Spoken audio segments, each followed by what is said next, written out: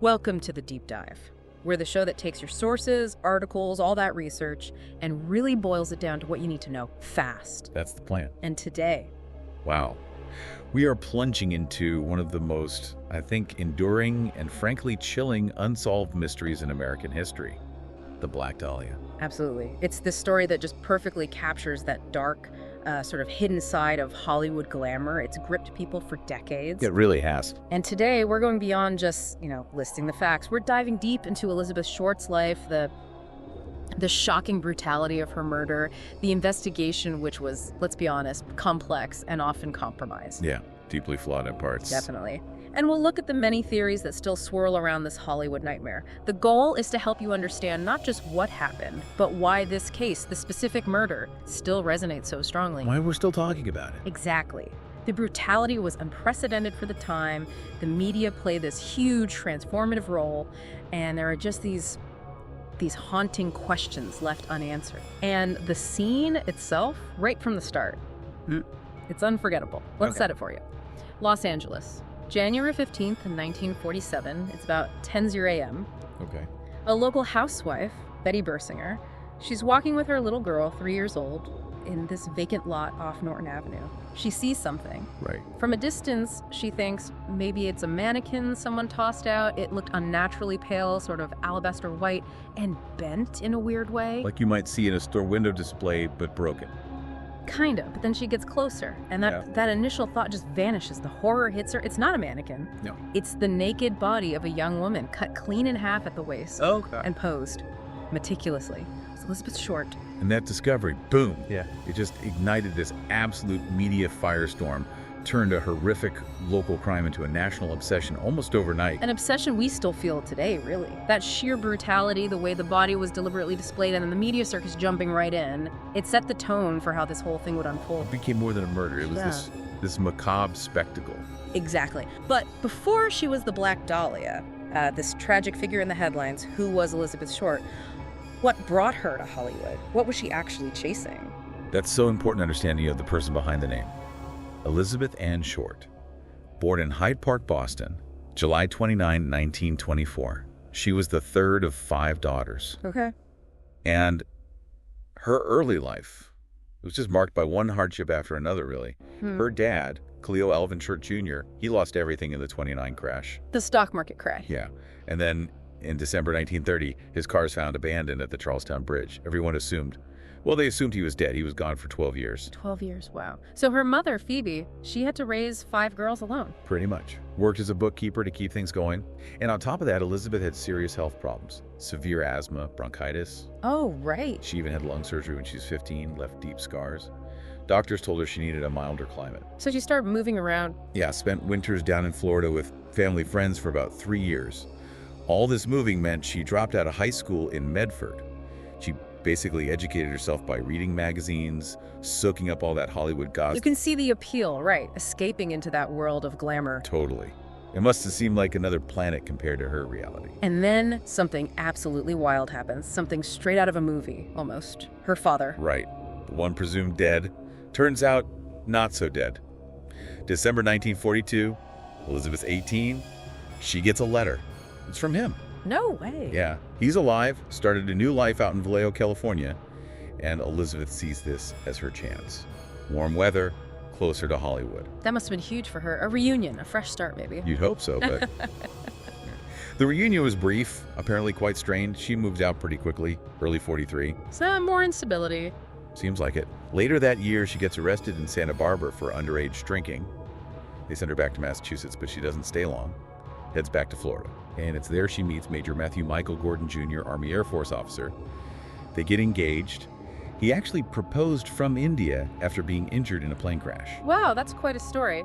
Did they get married? Tragically, no. He died in a second plane crash in August 1945, just before the war ended. Oh my God.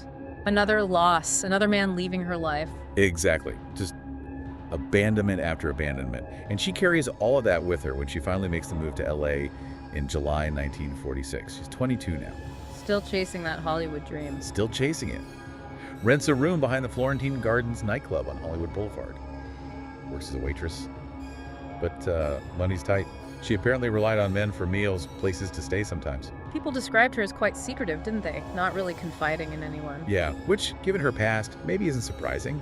She had learned to keep things close. Interestingly, her wardrobe starts becoming mostly black around this time. The beginnings of the Black Dahlia look. Possibly. Could have been fashion, could have been practical black hides, seed. Right. But that look, her dark hair, it likely fed into that nickname, Black Dahlia. It seems to have popped up in those final months, maybe tied to that film, The Blue Dahlia, that came out in '46. And the media just grabbed onto it later. Oh yeah, they ran with it, made it iconic. But as things get closer to January 47, there are signs something's wrong. Friends said she was scared. Yeah, reports from friends in San Diego described her as frightened, panicky. Said she was always looking over her shoulder, talking about hiding from someone, but never said who. Just this vague sense of dread hanging over her. Exactly. And then we get to her last confirmed sighting, January 9th, 1947. She's dropped off at the Biltmore Hotel, downtown LA. The guy driving her is Robert Red Manley, a salesman she'd been seeing. Okay. She told Manley she was meeting her sister, unconfirmed if that was true. Hotel staff remembered her making these frantic phone calls, and she left around 10 p.m. And after that? That's the missing week, January 9th to the 15th. It's just a blank. We don't know for sure where she was or who she was with. There was one alleged sighting, and Officer Merle McBride claimed she saw Short sobbing in terror, fearing for her life, just hours before the body was found. But it's uncorroborated. That missing week just adds another layer of mystery to the horror of what Betty Bersinger found. And that discovery, it wasn't just a body dump, it was a display. A truly macabre one, like you said, naked, severed at the waist, the two halves positioned about a foot apart. Hands over her head, elbows bent, legs spread in a V, and her intestines neatly tucked under her buttocks. It feels so deliberate, theatrical almost. Absolutely. And the mutilations, they speak volumes about the killer's state of mind. Her face was slashed, cornered out the ear on both sides, creating that horrific Glasgow smile. It's just awful. Flesh cut away from her thighs, her breasts. But maybe the most chilling forensic detail, the body was completely drained of blood. Pallid white, they called it. And no blood at the scene. Right, meaning she was killed somewhere else. Yeah. And then cleaned, meticulously. Some reports mention soap residue, like she'd been washed multiple times. That suggests time, effort, planning, and the cut itself, the bisection. It wasn't just hacking, it was a hemicorporectomy. That's a really complex surgical procedure. Back in 1947, very few surgeons would have even known how to do that properly. So the killer likely had significant anatomical knowledge, maybe specialized tools. That's what the evidence strongly suggested. The official cause of death was listed as cerebral hemorrhage and shock from blows to the head. Ligature marks on her ankles, wrists, neck. She was bound and tortured. Just a picture of prolonged, unimaginable suffering. It really is. It points to this chilling mix of cold, clinical precision and explosive, brutal rage in the killer. You mentioned earlier, some reports claimed fecal matter was found in her stomach, suggesting forced ingestion. Yeah, that circulated. It's important to stress, though, the official autopsy doesn't confirm that.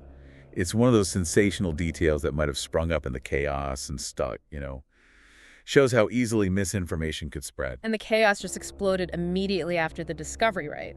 The LAPD identified her pretty quickly. Using fingerprints from that 1943 arrest, they were transmitted by the Los Angeles Examiner's brand new sound photo machine, basically an early fax machine, high-tech for the time. But the newspapers, especially the Examiner, they weren't just reporting, they were driving the narrative, sensationalizing everything. Oh, absolutely. Creating a media circus.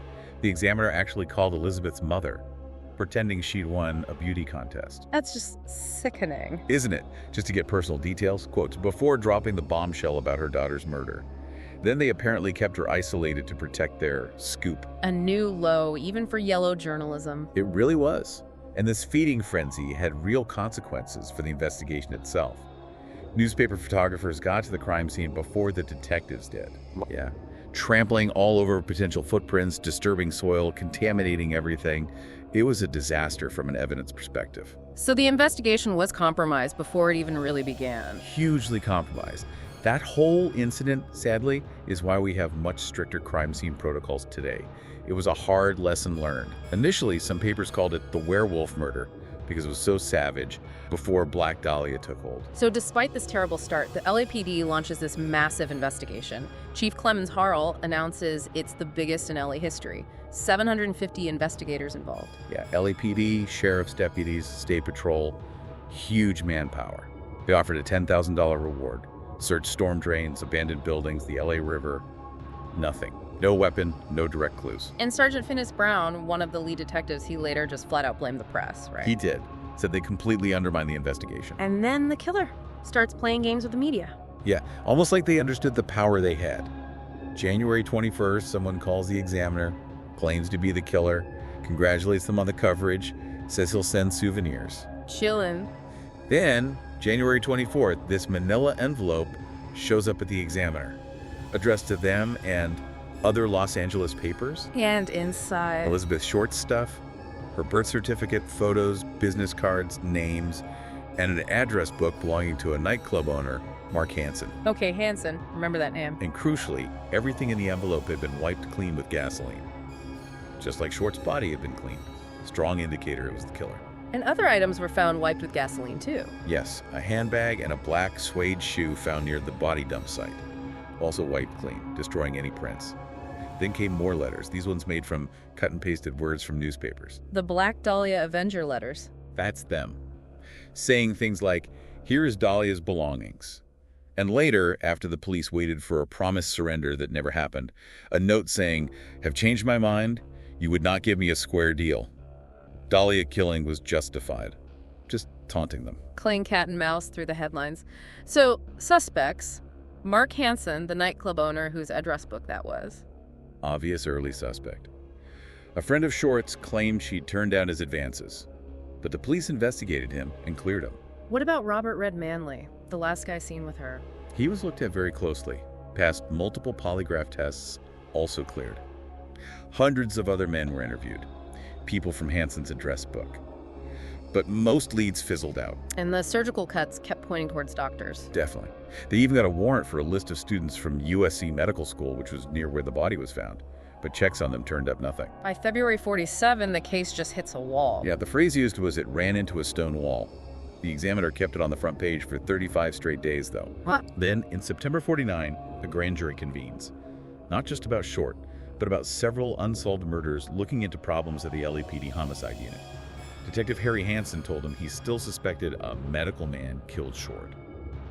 But nothing concrete. Which leads to the question, why did this case just stall so completely? Why so many dead ends? Well, one massive problem was the sheer number of false confessions. Oh, right. You hear about that in big cases. Yeah, but this is off the charts. Over 500 people have confessed since 1947, 60 just in the initial investigation phase. Most were quickly proven false. But think of the police time wasted chasing those down. It's a huge drain. Absolutely. But then, decades later, a really compelling theory emerges. Maybe the most compelling.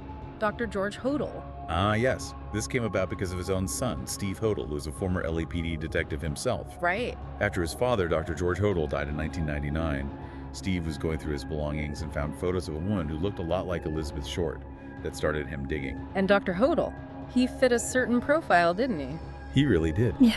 Prominent physician, genius-level IQ, reportedly 186, had surgical training, and importantly, he would have known about hemicorporectomy, that specific bisection technique, which was actually taught in some medical textbooks back in the 1930s. That's pretty specific. And there were other red flags around him even back then. Definitely. In 1949, he was actually a suspect in the alleged sexual assault of his own daughter, Tamar. He was acquitted, but his name did come up peripherally in the Dahlia investigation around that time. So he was on the radar, slightly. Then in 1950, the police actually wiretapped his house.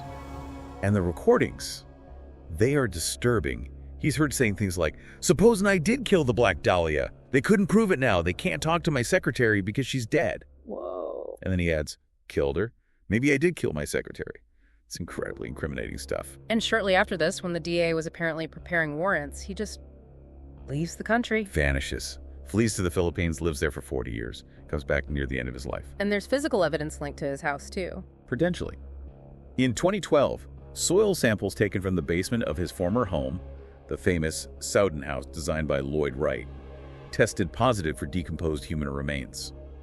And Steve Hodel found receipts showing his father bought bags of concrete just days before Short's murder, the same type reportedly found near the body. Steve Hodel's theory is that his father saw the murder as some kind of twisted surrealist art piece, right?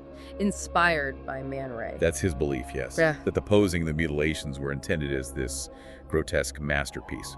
Now, the LAPD has largely, publicly at least, dismissed or ignored Steve Hodel's findings over the years. But a former LA Deputy DA, Steve Kay, said the evidence was very persuasive. He did. Case stated that if George Hodel were alive today, he would have felt comfortable filing murder charges based on Steve Hodel's investigation. So why hasn't it been officially pursued harder? Is it just too late, too much time passed? That's a huge part of it. The original investigation was so badly handled, lost evidence, contaminated scenes, notes disappearing. Building a prosecutable case now, beyond a reasonable doubt, based on largely circumstantial evidence, even compelling circumstantial evidence. It's incredibly difficult, a real tragedy upon tragedy. So Hodel is maybe the biggest name, but not the only one. What about Leslie Dillon? Right, Dillon. He was bellhop, had worked as a mortician's assistant.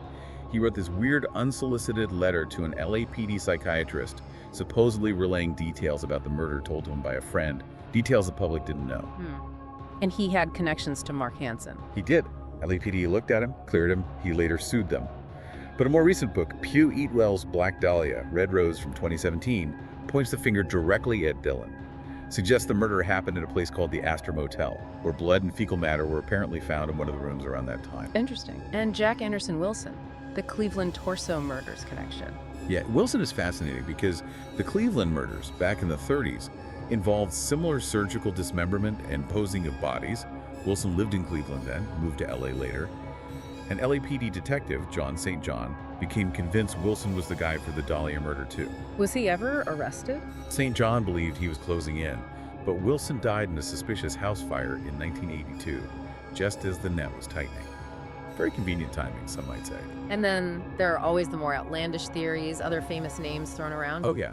Over the years, people have speculatively linked everyone from Dr. Walter Bailey, newspaper publisher Norman Chandler, Woody Guthrie, Bugsy Siegel, even Orson Welles to the crime, mostly without any real substance. It really speaks to how the case just became this magnet for speculation. Which brings us to that wider, chilling possibility. Was the Black Dahlia murder part of a larger pattern? A serial killer? That's a question that looms large. The similarities to the Cleveland torso murders, the surgical cuts, the posing, are hard to ignore, even if investigators back in '47 discounted the link initially. And the Chicago case, Suzanne Degnan. Right, the Lipstick murders. Yeah. Degnan was killed in 1946, also dismembered using hemicorporectomy, and the taunting notes sent in that case had handwriting similarities to the Black Dahlia Avenger notes. It raises the terrifying prospect of a killer operating across state lines. And even within LA itself, there were other unsolved murders of women around that time, weren't there? Yes, the so-called lone woman murders between roughly 1943 and 1949. More than a dozen young women, often involving sexual mutilation. It's certainly plausible a single predator was active. Any specific examples that echo the Dahlia case? Well, Jean French, found in February 1947, just a month after Short, nude, beaten, and disturbingly the letters BD, or maybe PD, were scrawled on her stomach. BD for Black Dahlia. Chilling. Possibly. And then there's Jean Spangler, who vanished in 1949. Her purse was found in Griffith Park with an unfinished note addressed to someone named Kirk. These cases, while unsolved themselves, fuel the suspicion that Elizabeth Short might have been just one victim of a larger horrifying killing spree. So after all this time, all the investigations, the theories, where does that leave Elizabeth Short's case? Officially unsolved, despite the massive effort, the early forensic work, which was actually quite advanced for the era, and decades of speculation. Her killer has never been definitively identified. It's become this textbook example of how not to run a homicide investigation, hasn't it? Sadly, yes. Lost evidence, contaminated scene, missing files, the overwhelming false confessions, and that constant, often damaging media interference. It had everything go wrong. But there's a strange silver lining, isn't there? The failure here actually led to improvements. It did. It's almost ironic. The complete mess of the Black Dahlia investigation was a major catalyst for developing nationwide standards for crime scene preservation, better protocols for police handling media, and more rigorous evidence management. So future investigations hopefully wouldn't repeat those same mistakes. Exactly. It was a brutal learning curve for American law enforcement, paid for in a way by the failure to get justice for Elizabeth Short. Which brings us to a final thought. As you think about this case, consider this. Does our ongoing fascination, this almost obsessive interest in the gruesome details of the Black Dahlia murder, does it maybe say something about us, but a darker side of society's appetite for true crime? That maybe we focus so much on the macabre spectacle that the victim gets lost. Yeah. Does it risk turning her tragedy into just entertainment? Cementing Elizabeth Short forever as America's most famous murder victim instead of the young woman who came to Hollywood with dreams, however troubled her path was. Something to think about.